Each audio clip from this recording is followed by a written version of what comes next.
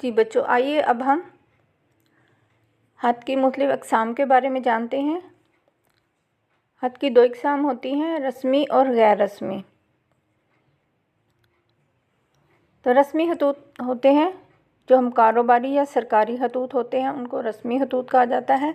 और गैर रस्मी हद निजी खतूत, यानी जो हम अपने दोस्तों को, रिश्तेदारों को या जानने वालों को लिखते हैं। अब आइए देखते हैं हद के हिस्से कितने होते हैं। तो ये देखें, सबसे पहला हिस्सा मकाम रवानगी और तारीख़।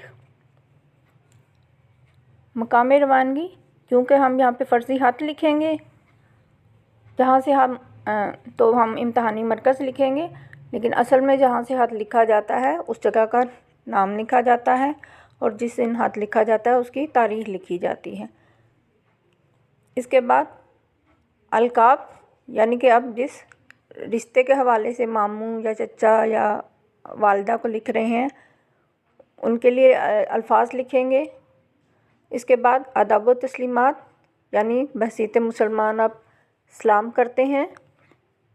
उसके बाद नफ्स मज़मून, जिसमें हम अपनी असल बात जो है वो बयान करते हैं। इख्तिताम मकतूब, यानी हद का ख़ात्मा, जहाँ पे हम दोबारा से सलाम दुआ करते हैं। और कातिब का नाम और पता, कातिब खत लिखने वाले का नाम और पता। इसके बाद मकतूब लई का नाम पता, यानी ये हम लिफाफे के ऊपर लिखते हैं। अच्छा प्यारे बच्चों, खत नवीसी के भी कुछ उसूल होते हैं। तो हम खत के आगाज़ में बाज़ात बिस्मिल्लाहिर्रहमानिर्रहीम लिखते हैं।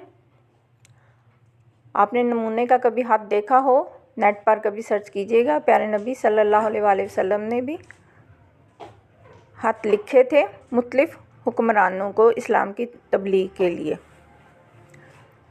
तो यहाँ पे देखें, जुमले आसान ज़ुबान में होने चाहिए, जुमले मुख्तसर और खुशख़त होने चाहिए, मतलब की बात लिखें और खत लिखते वक्त मकतूब लय के मर्तबे का ख़ास ख्याल रखें।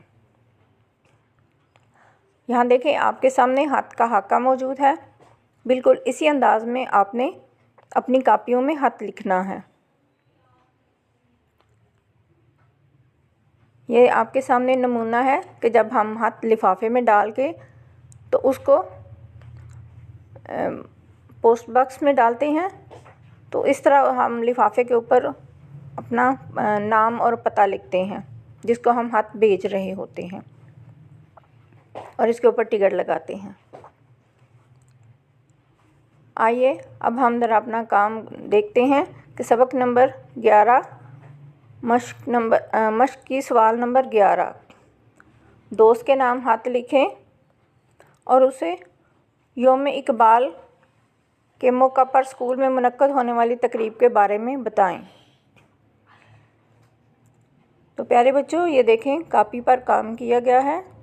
कापी का सफ़ा तैयार करने का तरीका आपको आता है। आइए देखते हैं। इम्तहानी मरकज़, आज की तारीख़ लगाएंगे आप, दोस्त का नाम लिखेंगे और अगर तालिबात लिख रही हैं तो प्यारी सहेली लिखेंगी। अस्सलाम वालेकुम, उम्मीद है कि आप खैरियत से होंगे। आज मैं आपको यौम इकबाल की तकरीब के बारे में बताना चाहता हूँ, जो हमारे स्कूल में बड़े जोश व खरोश के साथ मनाई गई। तकरीब का आगाज़ तिलावत कुरान पाक से हुआ, जिसके बाद अल्लामा इकबाल की मशहूर नज़म लब पे आती है दुआ पेश की गई। स्कूल के तलबा ने अल्लामा इकबाल की ज़िंदगी, उनके अफ़कार और पाकिस्तान के लिए उनकी खिदमात पर तकारीर की। अल्लामा इकबाल की मुख्तलिफ़ नज़मों पर टैबलो भी पेश किए गए। आखिर में प्रिंसिपल साहब ने इकबाल की तालीमात को अपनी ज़िंदगी में अपनाने की ज़रूरत पर रोशनी डाली। ये तकरीब बहुत मालूमाती और दिलचस्प थी। मेरा मशवरा है कि आप भी अल्लामा मोहम्मद इकबाल की शायरी और इनकी तहरीरों का मुतालिया करें। मेरी तरफ़ से घर में सबको सलाम वस्सलाम। आपका दोस्त अलिफ बे जीम। जी बच्चों, ये देखें, खत का ख़ात्मा जब हम कर रहे हैं तो हमारे तमाम अल्फाज एक सीध में आ रहे हैं और ये बाएं जानिब हम लिख रहे हैं। कुछ बच्चे दाएं बाएं इन अल्फाज को कर देते हैं तो वो खूबसूरती ख़त्म हो जाती है। कोशिश करें एक दूसरे के बराबर ऐसे लिखें कि ये टेढ़े मेढ़े ना हों।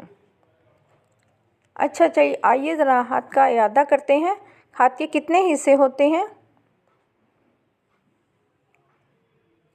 जी 7 हिस्से होते हैं। हाथ का आगाज़ किन अल्फाज से किया जाता है? जी शाबाश। हाथ का आगाज़ इम्तहानी मरकज़ और फिर तारीख़ लिखने के बाद अलकाबो अदाब और इस्लाम से किया जाता है। अच्छा, हाथ का खात्मा किन अल्फाज से किया जाता है?